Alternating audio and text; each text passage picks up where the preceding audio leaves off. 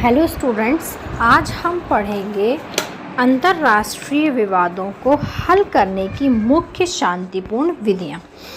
जैसे हमारे देश में युद्ध होते हैं, आपस में लड़ाइयाँ होती हैं, हमारे घरों में लड़ाइयाँ होती हैं, हमारी कॉलोनीज़ में लड़ाई होती हैं, उसी तरह से हमारे अलग अलग देशों की आपस में लड़ाइयाँ होती हैं।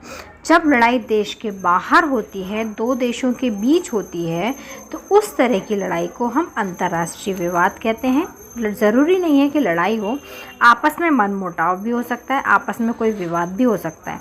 इस तरह के विवादों को हम अंतर्राष्ट्रीय विवाद कहते हैं।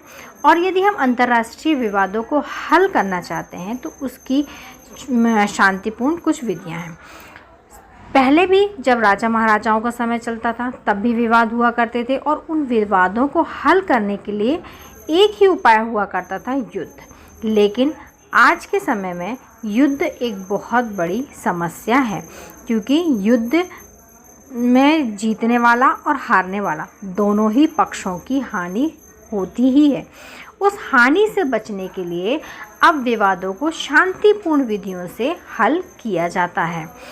प्रायः राज्य अपनी विदेशी नीति का आधार युद्ध को नहीं बनाते, क्योंकि युद्ध समस्याएं सुलझाने के स्थान पर ज़्यादा उलझ जाती हैं।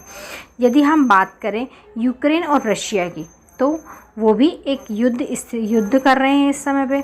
अब वो युद्ध कर रहे हैं तो युद्ध करने की वजह से उनकी जो प्रॉब्लम्स हैं वो और ज़्यादा बढ़ गई हैं, बजाय इसके कि वो प्रॉब्लम को सॉल्व कर पाएँ। तो युद्ध कोई सही तरीका नहीं है विवादों को हल करने का, इसीलिए शांतिपूर्ण विधियाँ ही सही तरीका होता है। वर्तमान समय में युद्धों का भयंकर कुप्रभाव पड़ता है। यदि हम वर्तमान समय की बात करें तो आज के समय में युद्ध के बहुत बुरे प्रभाव पड़ते हैं। शांतिपूर्ण विधि से विवादों का समाधान दो पद्धतियों के माध्यम से किया जा सकता है। यदि हम किसी भी विवाद का समाधान शांतिपूर्ण तरीके से करना चाहते हैं तो उसके दो माध्यम होते हैं। विवाद में उलझा राज्य किसी तृतीय सदस्य द्वारा दिए गए निर्णय को स्वीकार कर ले। दो राज्य यदि आपस में लड़ाई कर रहे हैं या उन दो राज्यों के बीच में कोई विवाद है, तो कोई तीसरा राज्य जो भी निर्णय देता है उस निर्णय को यदि दोनों राज्य स्वीकार कर लेते हैं तो विवाद समाप्त हो जाता है।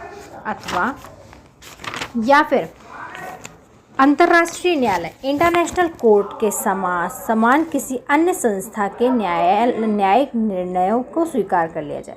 या तो इंटरनेशनल कोर्ट में जाकर अपनी प्रॉब्लम रखी जाए और इंटरनेशनल कोर्ट जो भी डिसीज़न देता है उसे स्वीकार कर लिया जाए। दूसरा उपाय ये है कि वे अपनी समस्याओं का समाधान सत्सेवा, मध्यस्थता या समाधान के माध्यम से स्वयं कर लें। या फिर अगर उन दो राज्यों को कोई समस्या है तो वो अपनी समस्या का समाधान खुद ही कर लें। उस समस्या के लिए दूसरे देश को बीच में ना लाकर आपस में बैठकर वार्ता करें और जो भी समस्या है उसका समाधान स्वयं से कर लें। एक तरीका ये है। तो मैंने आप लोगों को बताया अंतर्राष्ट्रीय विवादों को हल करने के दो तरीके। पहला तरीका था कि इंटरनेशनल कोर्ट में जाकर वहाँ इंटरनेशनल कोर्ट जो भी डिसीज़न दे उसे मान लिया जाए, या कोई तीसरा देश जो भी डिसीज़न दे उसे मान लिया जाए, या फिर स्वयं आपस में वार्ता करके अपने समस्या का समाधान कर लिया जाए।